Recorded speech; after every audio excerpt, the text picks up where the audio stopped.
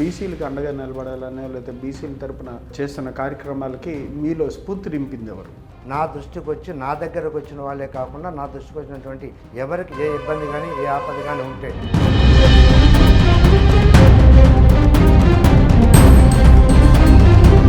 తెలుగుదేశం ఓడిపోయినప్పుడు మీరు ఎవరి వైపు చేశారు? కామినేని గారికా టీడీపీకి? 4 ఎలక్షన్స్ 2 సార్లు బీజేపీ తరఫున 14లో కామినేని గారు పోటీ చేస్తున్నారు, ఇప్పుడు మన కామినేని గారు పోటీ చేస్తున్నారు. మిగిలిన 2 సార్లు కూడా టీడీపీని పోటీ చేస్తున్నారు. ప్రతి గ్రామం కూడా అప్పుడు కూడా తిరుగున్నాము.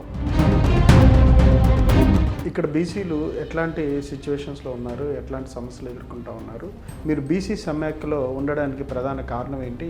ఇక్కడ బీసీలకి జరగాల్సినటువంటి న్యాయం ఎక్కడా కూడా రాజకీయంగా పరంగా కానివ్వండి, ఆర్థిక పరంగా కానివ్వండి, వాళ్ళకి సరైన న్యాయం జరగట్లేదు. బీసీల వెనకాల నిలబడాలి అనే అంశానికి మిమ్మల్ని పురుగొల్పిన కారణాలు ఏంటి?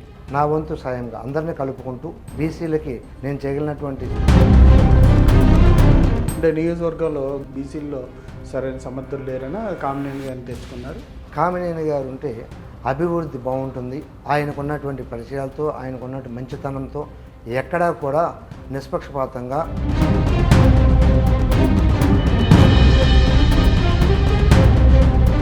మీరు మండలం నుంచి జెడ్పీటీసీగా స్థానిక ఎన్నికల్లో పోటీ చేయబోతున్నారని చెప్పి ప్రచారం జరుగుతోంది. దానికి సంబంధించిన అంశం అట్లా మీరు తెలుగుదేశం పార్టీలో పదవి తీసుకోపోవడానికి కారణం ఏంటి?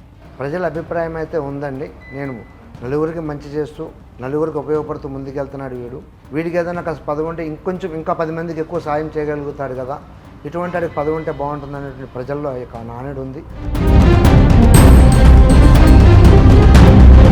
అంటే ప్రజల్లో మీ పరిపాలన పట్ల ఎంతవరకు సంతృప్తిగా ఉన్నారు? ఏదైనా నెగిటివ్ విషయాలు మీరు ఏమైనా గమనించారా? ఏదైతే హామీలు ఇచ్చున్నారో సూపర్ 6 పథకాలు, ఆ సూపర్ 6 అన్నీ కూడా అమలులోకి వచ్చినాయి. అవి కాకుండా మీ ప్రాంతానికి బ్యానర్లకు సంబంధించి పబ్లిసిటీ కాకుండా మీ ప్రాంత ప్రజలకి మీరు ఏం చేయగలిగారు? చేసిన అంశాలు ఏంటి?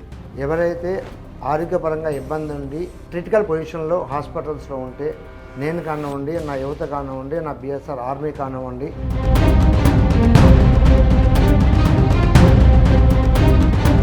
గత వైఎస్ఆర్సీపీ ఎమ్మెల్యే ఏం చేయలేకపోయారా కైకలూరు నియోజకవర్గానికి? ప్రజలకు సమన్యాయం జరగకపోబట్టే ఇంత భారీ మెజార్టీతో ప్రభుత్వాన్ని మా కామినేని గారు 45,000 పైచులకు రికార్డు స్థాయిలో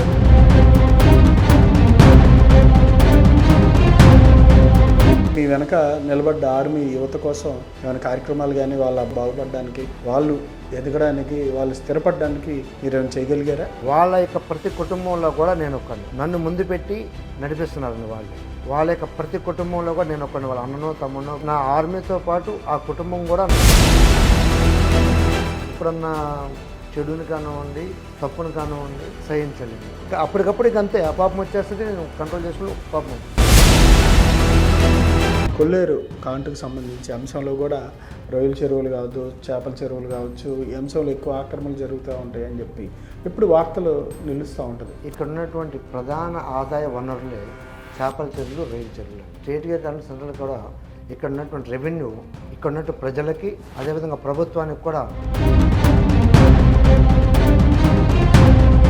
అంటే ఎన్నో వేల ఎకరాలు అన్యాక్రాంతం అయిపోయాయని చెప్పి, అలాగే సరస్సును ఆక్రమించేసి కట్టలు కట్టేసి చెరువులు రూపొందించారని, దీని మీద ఎమ్మెల్యే గారు ఏం చర్యలు తీసుకున్నారు? ఏం స్టాండ్?